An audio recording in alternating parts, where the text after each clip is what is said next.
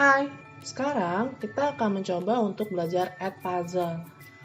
Nah, Edpuzzle itu apa sih? Edpuzzle adalah platform di mana anak-anak bisa menonton video sambil kita memberikan pertanyaan di situ. Nah, pertama kali kita sign up dan login seperti biasa, menjadi guru. Dan di sini kita harus upload video atau create video. Jangan khawatir kalau Bapak Ibu tidak bisa create video, kita bisa upload video dari channel seperti YouTube dan kita download dulu baru kita upload. Nah, saran saya ketika kita mau mengupload atau memilih video untuk anak-anak tergantung dari kebutuhan Bapak Ibu. Jika hanya untuk introduction sebelum masuk bab berikutnya, nah saya memilih untuk menggunakan dengan durasi video yang sedikit. Nah, ini di menit pertama misalnya, di menit pertama, saya akan memilih ada multiple choice question di situ. Di menit 54 detik, ada beberapa pertanyaan, ada satu pertanyaan yang di dalam 54 detik itu anak-anak sudah menonton sebelumnya. Karena ini hanya untuk introduction, maka pertanyaan-pertanyaannya dipilih sesuai yang ada di isi video tersebut.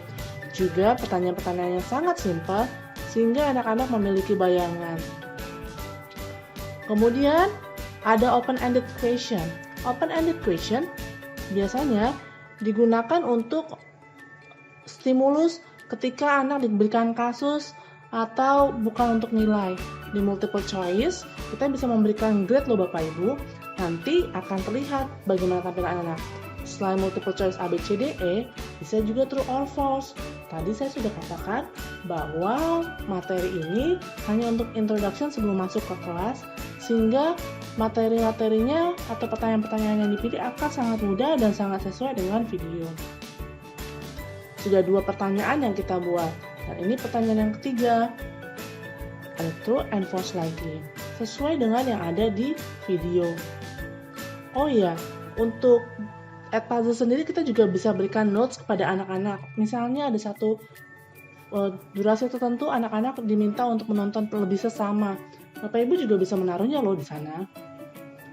Nah, kemudian ada juga di open-ended question, kita juga bisa melihat anak-anak selain bukan buat nilai, kita juga bisa melihat bagaimana pola pikir anak-anak ketika kita berikan stimulus, contoh kasus misalnya, atau kejadian-kejadian yang memang up to date saat ini, sehingga anak-anak menimbulkan rasa tertarik pada anak-anak. Oh ya, jangan lupa di multiple choice question, Bapak Ibu juga harus menampilkan jawaban yang benar ya. Ketika mendapatkan jawaban yang benar, maka ketika kita ingin membuat anak-anak ada nilainya, nilai untuk pendahuluan berarti bukan untuk dimasukin nilai misalnya, hanya untuk pengetahuan anak-anak, itu maka kita harus menaruh jawabannya sehingga mereka langsung tahu salahnya di mana. Saya ada 2 tipe di sini, ada multiple choice A, B, C, D, E dan true and false. Oke. Kita pilih jawaban yang benar dan pilih jawaban yang salah, jangan lupa di save ya. Ada titik-titik, 5 titik-titik. Ada 5 titik-titik itu adalah berarti sudah ada 5 pertanyaan di dalam video tersebut. Hal ini juga akan timbul di dalam video anak-anak ketika anak-anak sudah mulai membuka file kita yang kita buat. Oh ya, jangan lupa untuk nanti pada akhirnya Bapak Ibu memberikan file yang sesuai dengan materi. Misalnya A persepsi 3.1 atau A persepsi 3.2, sehingga bisa membuat Google Classroom kita juga bisa lebih baik. Oke, setelah kita cek apakah jawaban dan soal-soalnya sudah benar semua, maka kita pencet finish. Oke. Oh ya, ini ada yang salah nih. Ternyata bukan A jawabannya, tetapi yang menemukan elektron adalah J.J. Thomson. Jangan khawatir, bisa diedit kok. Oh ya, setelah semuanya finish, kita mulai cek ada 6 pertanyaan dan kita assign ke anak-anak.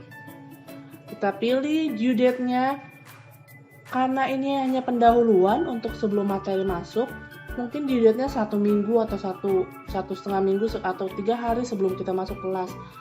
Di dalam online learning ini, anak-anak diberikan kebebasan untuk kapan saja bisa membuka, asal sebelum due date-nya. Nah, kita assign ke kelas, dan Edpuzzle ini sangat bisa berkoneksi pada Google Classroom, sehingga Google Classroom kita akan lebih menarik. Ini tampilan buat anak-anak. Oke, kita sudah edit name-nya, sudah ada due date-nya. Oke, nah sekarang kita akan mencoba untuk melihat sudah ada beberapa yang assignment kita ada di situ. Nanti ada students yang terlibat di situ juga kita akan lihat. Ini ada tampilan anak-anak.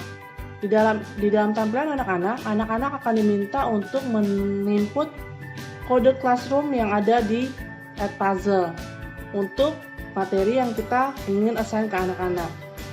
Oke, di sini ada satu siswa yang mencoba masuk.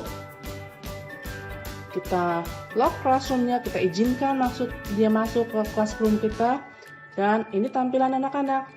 Oke, ada Santika Yulia di sini.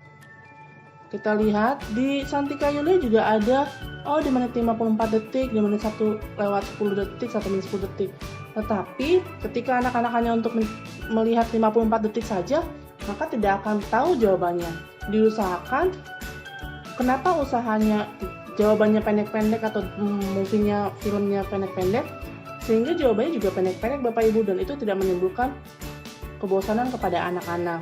Edpuzzle ini sangat berguna sekali kalau kita untuk memberikan stimulus yang sangat ringan dan tidak membosankan, sehingga nanti ketika pelajaran berlangsung, anak-anak sudah mendapatkan ilmu. Dan buat mereka yang tidak bisa melihat, buat mereka yang belajarnya visual atau audio, bisa mendapatkan dua-duanya.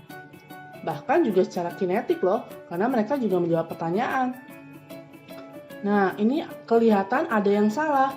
Ada titik merah, berarti anak tersebut salah. Tapi jangan khawatir, ketika mereka salah, mereka angkanya bukan 0 kok, tetapi sesuai dengan rata-rata. Setiap jawaban yang benar, nilainya 100. Kita tunggu anak tersebut, tinggal satu pertanyaan lagi. Tadi saya sudah katakan dan usulkan bahwa pertanyaan antar pertanyaan jangan terlalu jauh sehingga mereka tidak bosan. Dan itu akan membuat mereka jadi lebih menarik sih. Oke, sudah dapat lagi 100. Kemudian di lock.